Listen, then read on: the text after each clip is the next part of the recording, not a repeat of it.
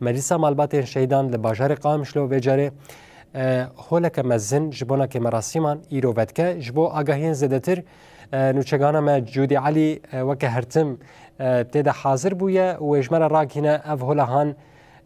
لکویده جبو چوی وره وکرن اروها پیامین هری سرکه جالی سازیا مالبات شهیدان درکه و بچرنگی به جودی کرمبک و شانباتی آگاهین زدتر شتناس بکن. حموتا مشوانه خوشبش و نها لگورستان شهید دلیل ساروخان یا لباجار قامشلو ایرو روش جهه بیرانین شهیدان تفکرن وقت قام زانین نحمو دم بیرانین شهیدان چید بون دماکو کون سرسغی شهید چید بون وقت کند هات وگرتن لایرو اف ایوانا کون دبینن اف هجمارا کون حال بدر حاضر بیا اون دبینن اف ایوان نو دهندر گورستان بخدا هاتیا وکرن نهال بدر مالبات شهیدان حاضرن هر وها سازی حاضرن دایک و بابین شهیدان حاضرن یعنی هجمارا بگشتی ایرو شهید مهاده مهیانزده لبه ایوانه تنه به هوله تنه ببیرانین و به بونه جیشخا هول تفکرن در دورا 305 شهید تنه بیرانین همان دمیدا سالوگرا هک کشی لبه دره تیا بیرانین شخانها چند کلیندن و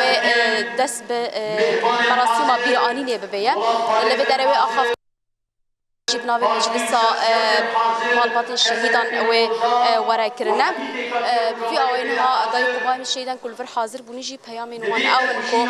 200 سال بگرا پکیدا او وکی گاو کینو دبیشن لا داویا لدست بک کینو یا کو پکیک در باسی قناغ کینو یا آشتی بویا ایرو بانگاری برا یا آشتی جواب دموکراتیک پکتینه بوان پیامان ایرو روش هجماری که مسئله بدر حاضرین 200 خواستم ببن سردیمانش خود چند گلیندن و دقیقه رزگرتنشی دست به بکیه نها بحزاران دایکو باوین شهیدان همین پکی همین روش آبا لبه داره کون بنا داکو هم شهیدین خوب ببینن داکو دیساجی تفلی بکرنا و